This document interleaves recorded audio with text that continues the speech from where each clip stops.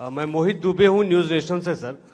मेरा सवाल आपसे ये है कि हाल में ही आपने चुनाव आयोग ने कंडक्ट ऑफ इलेक्शंस रूल्स में काफ़ी बदलाव किए हैं और मेरा इससे सवाल यही है कि आखिर इसकी आवश्यकता आपको क्यों पड़ी, क्योंकि जो पॉलिटिकल पार्टीज हैं, खासतौर पे जो विपक्ष है या जो दूसरे दल है, वो ये कह रहे हैं कि पारदर्शिता का डर था, इस वजह से चुनाव आयोग ने फैसला किया है। आपकी इंटीग्रिटी पे सीधे तौर पर जो है सवाल उठाया जा रहा है। सर एक छोटा सा सवाल और है, मध्य प्रदेश में जो अभी नतीजे आए हैं उसको लेके कांग्रेस पार्टी और दूसरे जो सहयोगी दल हैं उन्होंने आरोप लगाया कि जो वोटर लिस्ट में जो बदलाव हुआ था, जो मत जोड़े गए थे और जहां जोड़े गए थे वहां पे भारतीय जनता पार्टी को ज्यादा फायदा हुआ, कांग्रेस को, दूसरे दलों को नुकसान हुआ। क्या कहेंगे इस पर? सर मैं ऋषिकेश कुमार न्यूज़ 24 से हूँ। सर आपने दो चीज़ कहा कि 2020 के बाद 24 चुनाव 16 में सिंगल राज्य पार्टी गैर बीजेपी रही। लोग ये भी पीछे पूछते हैं सर कि जहाँ राज्यसभा की सीटें जिन राज्यों में ज़्यादा होती है वहाँ सबसे ज़्यादा आरोप प्रत्यारोप लगते हैं इलेक्शन कमीशन पर। और दूसरा सर महिलाओं को लेकर आपने कहा कि महिलाओं का सम्मान करना होगा, तो चुनाव से ठीक पहले दिल्ली में प्रियंका गांधी के गाल और सड़क का मामला है, तो क्या उस पर भी कुछ संज्ञान ले रही है या आने वाले वक्त में इस तरीके के बयानों को लेकर क्या देख रहे हैं? Hi sir, Aishwarya Paliwal from India today and आज तक।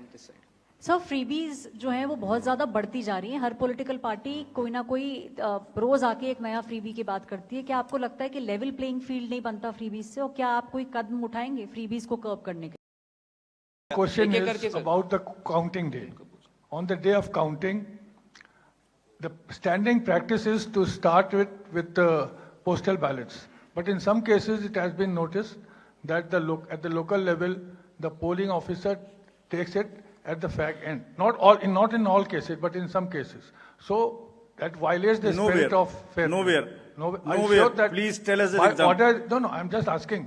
By order that you will stand by that practice? Yes. And there is no violation. Okay. And second question. Any place where it has not been started, tell us. Okay. Second question is. So one by one. Sir, we'll have one. Second question is that on the 1st of February, the union government will be presenting its budget. Whereas just 4 days later, the Delhi polling is scheduled. So don't you think the ruling party at the center will be at an advantageous position against the other stakeholders? Neeraj हूँ news 18 India से।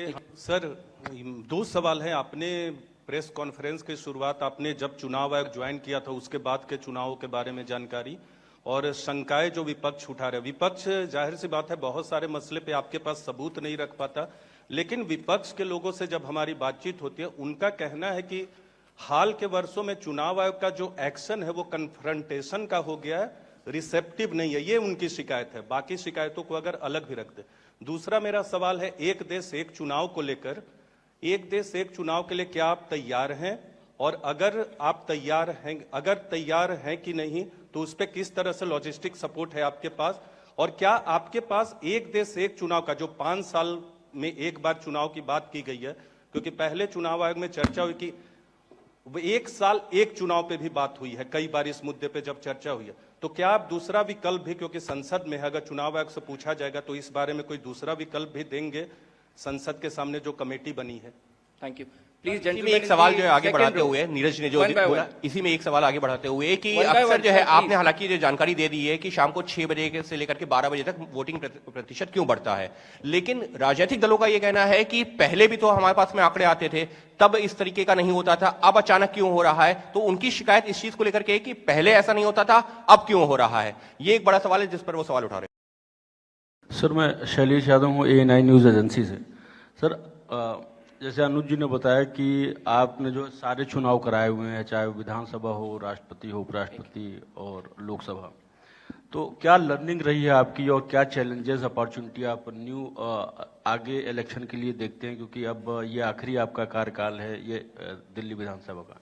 और दूसरा sir, आप खाली बैठने वाले तो हैं नहीं, तो आपका कोई रिटायरमेंट प्लान?